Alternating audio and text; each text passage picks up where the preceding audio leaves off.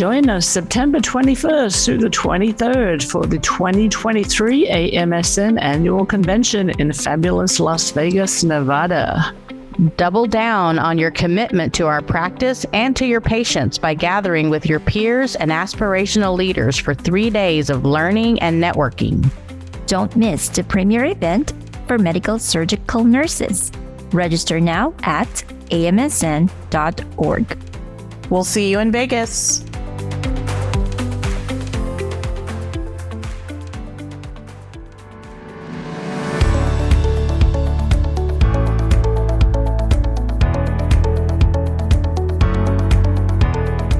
This is Neil. Maritess. Parker. And this is Laura.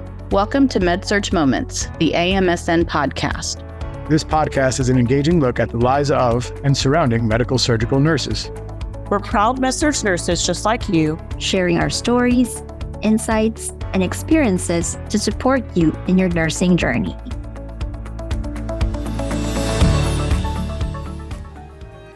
If you could invent a new technology for nursing that doesn't presently exist, what would it be? Our topic today is technology, the rise of telemedicine, virtual reality, and augmented reality. But as always, before we get started, let's see what's new with everyone. Why don't we take a rose and thorn approach? Your rose being something that's going well, and the thorn, something that might not be going so well. Laura, why don't you start? Rose and thorn. Let's see. What's been going well for me? One thing I've been doing that I really, really love, I know I've said on here before, is that I love crafting. I started a travel journal. So I took a lot of notes and I took all of those little things I collected on all the trips I took last year, and I am putting together a journal for everywhere that I went. And I am really enjoying reliving those memories, looking at the pictures, looking at what I wrote when I was seeing some of these awesome places. So I am excited to be working on that. And as far as a thorn, my son bought his first car. On the eve of his first payment, he ended up getting into a little bit of an accident. So he has been without his car for about a month, and he's learning some hard lessons about money and about cars and about car payments and insurance, because he's paying a lot of money right now and he can't enjoy his car. But it should be back soon. So hopefully we'll have a happier note next time we meet. Parker, anything going on with you? What's going on with me? Well, continuing my health journey. I average about 3 miles a day for the most part. Just had about 3 rest days. I just love walking. It's nothing like getting like fresh air in the morning and feeling the sun on my skin and having just a feeling of like gratitude towards life. So that's been great. I recently picked up a book about the South during Reconstruction. It's called I Saw Death Coming, A History of Terror and Survival in the War Against Reconstruction, talking about the experiences of African Americans during the Reconstruction era, which is something really don't get taught in school. Getting like firsthand accounts of the terror that a lot of African Americans experienced in the South during Reconstruction. So that's been pretty cool. A thorn. I am pretty anxious about returning to school in the fall. I graduate in 2025. I'm in the acute care nurse practitioner program at Duke. With my mom passing away last year, just having some anxiety about going back to school and kind of getting, like in the mindset for school. Neil, what's going on with you? Hey guys, sorry it's been a minute, and that rose and thorn leads right into some of the reasons I missed our last few episodes. So the rose, in a sense, in my life at that time and this time is my mom had a small lung cancer scare and had to have a lobectomy. So of course, being the nurse in the family, I went up to New York and spent some time with her recouping. And then within a week's time came the thorn. Not too many people know on the show, and I don't mind sharing. My brother is battling liver cancer and has been unfortunately hospitalized now for about almost a month between a toe infection and some ascites and this setback after setback.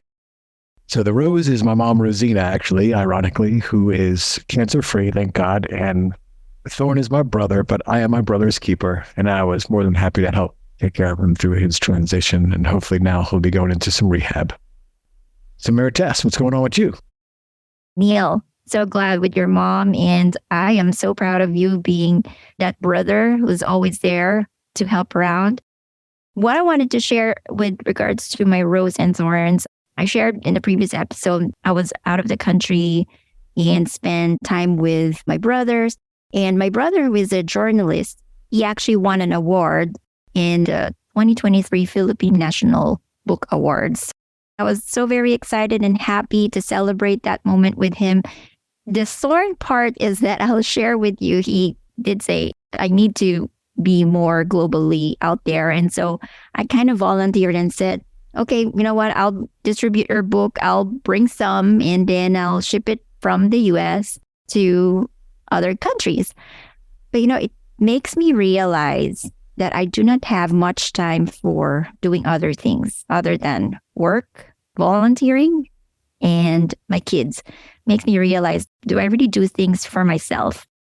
This is a side of being an entrepreneur. And I'm like, I can really do something different from what I'm doing, but makes me think that I do not have time.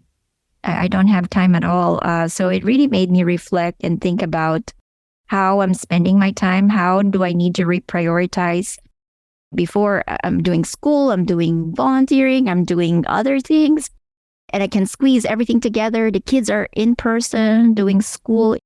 So I should have more time, but I see myself having less time. So I'm really struggling with that. And I'm looking into why that's happening.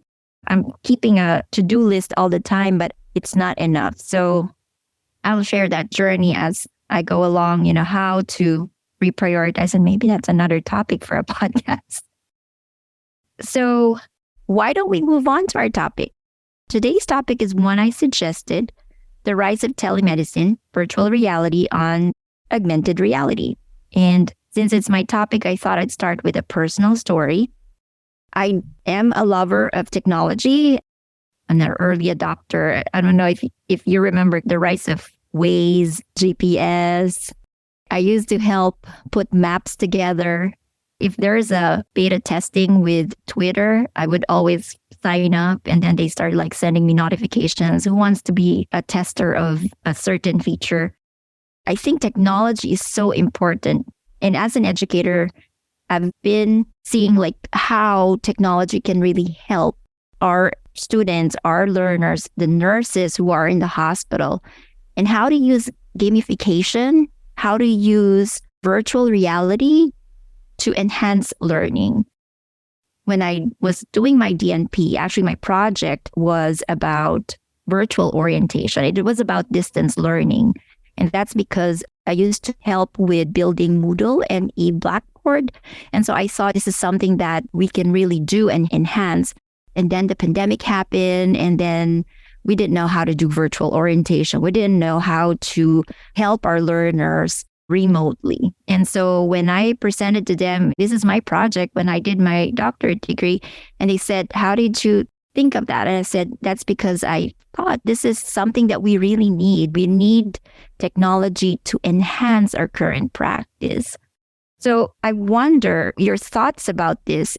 How can we keep up as nurses, especially now that there's so many apps out there, the chat GPTs, there's just so much that's coming out. And how do we keep up as nurses? Do we need to keep up? I want to hear your thoughts about it. What do you guys think? You're spot on. I saw a pretty impactful lecture a year or two ago. I can't remember exactly when it was, but it was talking about how the generation of nurses that are coming on board right now have never existed without technology. So if we don't embrace these new platforms and figure out a way to connect with them on that level, we're going to lose them. We're not going to have as robust education. They're not going to be able to connect with it if we don't present it in a way that they're used to having it. So I think it's an important topic. I agree, Laura, especially on the education front. With nurses now, I think about continuing education credits that you need to maintain a certification or even onboarding for a new job. I'm currently in the process of onboarding for an internal travel position, and the onboarding is mostly online. I know my last travel contract, I had to onboard in a live virtual room which was pretty interesting and something that I kind of never thought about. I feel like when I graduated nursing school in 2016, I was kind of like on the cusp of all the technology that we have now, especially with Zoom and Microsoft meeting rooms and stuff like that. So I definitely think engaging new nurses and then current nurses that have been nurses for 20, 30, 40 years, engaging them online too would be great. Looking at virtual lectures for continuing education credits, things of that nature. I also think that when we talk about telemedicine, accessibility is something that's going to be a huge problem as we get more acclimated to telemedicine and virtual healthcare. It's going to be even more of a problem in the future, especially with our infrastructure we don't have in a lot of rural areas for people who don't have internet or have really spotty internet. I think accessibility on that front is going to be a huge issue and something that we're going to have to address here pretty soon when it comes to telemedicine and virtual health capabilities. I actually just finished up another semester in grad school, and being back in school, I've been struggling myself, I'll be honest, with Canvas and Blackboard, and I'm going to operate certain little aspects of it. And I love the fact, Maritess, that you're like a beta tester. There's a great book by Malcolm Gladwell called The Outliers. And so you're one of those people that will get the newest smartphone and stumble through the bad parts of it to be able to get the next version of it better. I always do that. There's another app. Let me just download it. And then I do send feedback to the software engineer. I'm like, I should get a commission for that. Right? I've been in therapy here and there before. I think therapy is great for everybody. And at one time I was dealing with a family emergency and I had a Zoom meeting with my therapist on my aunt's back porch. And I was kind of like nervous about it at first, but I think because we had a well-established relationship that it worked out to be the best. I don't always think telehealth in that aspect is the best. One of my part-time jobs now, I work in a radiation oncology clinic. A lot of times when it's just like a follow-up for someone who's completed therapy, we just kind of do a call or a virtual Zoom instead of having them come to the office, especially if they come from a more rural area and don't want to make the 2-hour drive down into Greensboro. So there are many great benefits to it. It's just, does everybody have all the pieces in place for it to work? Yes, I definitely agree. There's so much to learn and so much training needed, not just for the consumers, the community, but also for us healthcare providers. Neil, I heard you say about using telehealth with a therapy. There is actually a virtual reality that's specifically for exposure therapy. So there are different scenarios when patients actually would wear that VR and be in a scenario that really helps them. And there are also scenarios that can be used for patients who are in pain. And that's a distraction therapy where VR is also used for these patients. There's a lot that we can really do with virtual reality. I myself, I'm an advocate of VR. I use VR for meditation. I use VR for exercise, but there is a lot of restriction with regards to, again, training and the technology. I think Parker mentioned something about the students. There's a lot that's missing out there with regards to social isolation. I did see an article saying that there are courses now that is offered to college students that is pertaining to how to be social. And I think this is primarily because we were so isolated during the pandemic, but also because we used too much simulation and not patient experience, which I think now, based on experience, I can see that that's happening out there in the clinical area. Students would say, I've never touched a patient, or I've never put an IV in, or I've never inserted a Foley in my life during my clinical rotations. And that's very disheartening because that's the only time that you can really learn all these skills. So if I may ask a question, if you could invent a new technology for nursing that doesn't presently exist, what would it be? It would be great if we could control IVs remotely. Like if the IV is beeping, you have a little Bluetooth signal, you have a little iPad that you carry around, and you can pause it, you can stop it. That would be awesome. Anything that would help our jobs be easier. I just said that last night to somebody of why doesn't the alarm chirp to our phones instead of in the room. And so we just come take care of it. As I feel it's very much around the corner. It is. We have had some kind of products that were coming where the nurses carry devices that can get messages from the devices at the room. It's a handheld device or something they can carry in their pocket that can integrate with the call system. So I don't think it's live yet, but I think they're definitely working on it. I don't know what kind of control you have, but at least you're alerted to the fact that it's happening. Yeah, you're getting the message instead of the chiming in the room. And I'm surprised I haven't done something like that with Volt system that was using old iPhones. Yes, we had iMobile where I was at before, and that was really, really great because each member of the healthcare team could sign in to the patient's chart through their phone, and you could see lab results. You could communicate with each other, but we still couldn't take orders through it. But it was a way to communicate that didn't involve paging a doctor and waiting for them to call you back. But you were alerted to lab results as soon as they came in.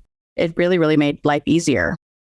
And I wonder if those alerts can be automatically documented in the electronic health records, right?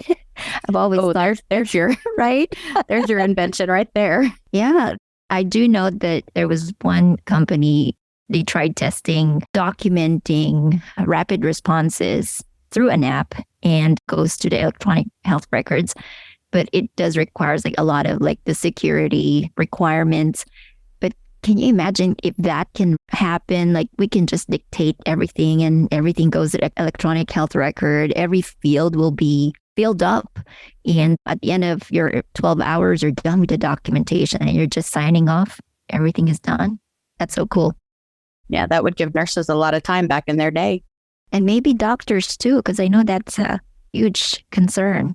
We don't spend a lot of time with our patients because we're so back down with documentation and the alarm systems. Going back to telemedicine, which you were talking about earlier, I wanted to say I have really enjoyed my telemedicine visits. It has been so easy to get on with a physician when you're not having to actually drive to an office. I was able to log in the morning and there was a list of doctors that I could choose from that had availability that morning. It was a virtual visit. I just had to fill out some forms and I just had to log in for that virtual visit. I had a physician on the other side of my computer. I just told them what was going on. I kind of knew what was going on just as a nurse. And they were able to see me, write a prescription, and I was able to go pick up the prescription within an hour or so. It was really convenient. And I think that is going to be a big patient satisfier if patients can realize how easy it is to get a physician in front of you for those non-urgent needs. I loved it. It was so convenient. I was impressed at the radiation oncology clinic at how some of the better, well-versed Zoom patients were over the age of 65. I guess, between Zooming with the grandkids and stuff like that, yeah, a lot of them were very happy that they didn't have to drive all the way into town and wait in the office, and kind of being older and immunocompromised, I actually appreciated the safety of it. So there's always a benefit to everything. It's who the consumer is and when that benefit outweighs the risk. Yeah, I imagine it's a satisfier for the physicians as well. And I do believe they have nurses available through telehealth. Yeah, you're correct, because they also even have virtual care nurses. It has been out there for a while, wherein the nurses are actually not in the hospital. They're remote, but they are connected to these big command centers. And they're looking at the patients, they're looking at dashboards. And when there is a gap in the workflow based on the labs, based on documentation, or based on anything that they see on the dashboard, they can call the nurse and say, hey, you need an order for this and that, or the lab for this patient has not been done. Perhaps you need to follow up. And I think that's so amazing because you can do things remotely, but still do patient care and support the nurse at the bedside. I think one of the thorns of telemedicine for me would be, oh my gosh, what is this person's vitals? What is this person's heart rate? What if I missed something? So I guess it does depend on appropriateness and how urgent the matter is for telemedicine visits. But I guess another cool invention would be to invent something that could monitor vital signs remotely. Like you put your finger on a little scanner or something. or something like that would be pretty cool. Like one of the scanners that a doctor's office could provide for you. But along that lines, I recently saw a commercial for an EKG monitoring system that you can use at home, and you just like put your fingers on it and it records an EKG, and then it can transfer that information to your doctor's office. I definitely think we're on the precipice of having more remote capabilities when it comes to vital signs and all of those things.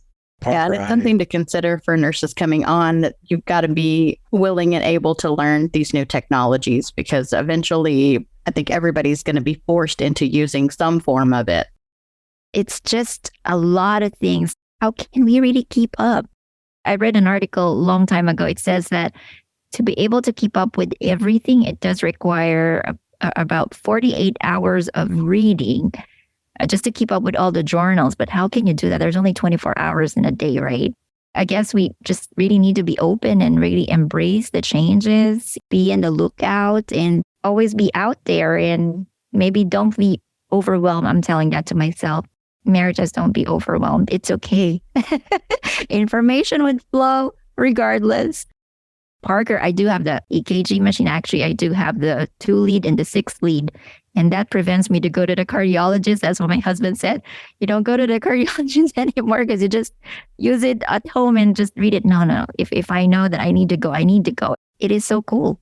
So much technology out there that we need to understand. And we just need to know that these are things that will help enhance what we already have and not to replace. That's a good point. There's a time and place for both kinds of practicing. Definitely. We still need to be able to recognize our decompensating patients, even with the tools and technologies that we have. Absolutely correct. Well, guess what? We're out of time, and it's about time for us to summarize what we have learned. Be curious. Consider being an early adopter when new technologies emerge. Look for ways to use technology to make you the management of your career more efficient, such as apps to complete and track your continuing education. Send feedback on new technologies to help improve the technology. Virtual reality is starting to be used for patient care in areas such as pain management. Embrace technology. It's only going to become a bigger part of nursing. Thanks for joining us. We'll see you next time. We look forward to connecting with you on the next episode of med-surg Moments, the AMSN podcast. In the meantime, we want to hear from you. Send us your questions, topic ideas, and feedback via our official med-surg Moments email address, amsnpod@amsn.org. That's amsnpod@amsn.org. I'd also like to remind you to become a member of AMSN or renew your membership at www.amsn.org. You receive lots of cool benefits and perks, such as discounted pricing on the annual convention, continuing education. We encourage you to help us spread the word and subscribe to the med-surg Moments podcast via your smartphone podcast app to receive notifications of future episodes. Please be sure to leave us a review and recommend med-surg Moments wherever you get your podcasts to help us reach even more listeners. I invite you to join the conversation by sharing your ideas and questions on AMSN's Facebook, Instagram, LinkedIn, or Twitter pages. And don't forget to add #med-surg Moments to your post. Simply enter AMSN in the search field on any of these social media platforms to connect with us. The content within the med-surg Moments podcast represents the views, thoughts, and opinions of the co-hosts and may not necessarily reflect the views, thoughts, and opinions of the Academy of Medical Surgical Nurses. Until next time, I'm Laura. Neil. Parker. And this is Maritess. And always remember, med-surg Moments is a moment in our lives, a moment in our med-surg careers that makes a huge difference.